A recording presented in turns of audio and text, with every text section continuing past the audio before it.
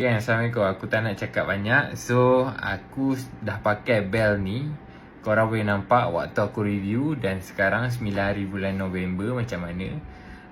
Aku boleh katakan hari-hari aku pakai. So, korang-korang nak cuba, boleh tengok video ni sampai habis. Dan boleh belilah link yang aku sediakan kat bawah. Bye-bye. Plug in je dan massage ni berfungsi seperti yang dikehendaki lah. Okay gang, so hari ni jom kita unboxing. Ni namanya Philips bell Yang ni dia ada macam panaskan suhu. Lepas tu dia ada macam EMS. Dia massage yang untuk otot punya. So jom kita unboxing. Okay, dekat kotak. Ada kotak lagi. Okay, kita tengok. So, yang ni lah dia punya produknya. Ni produknya.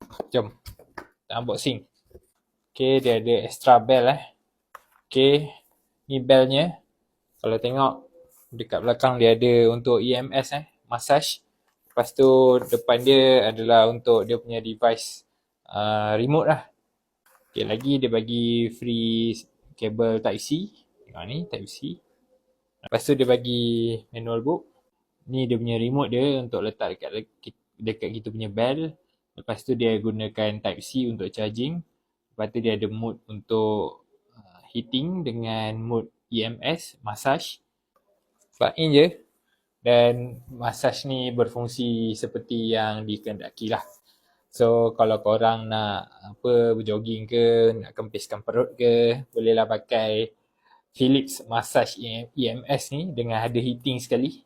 So memang sesuai untuk light workout, jogging ke boleh pakai ni sebab dia remote gang. So gang kalau berminat boleh tekan link yang berkaitan.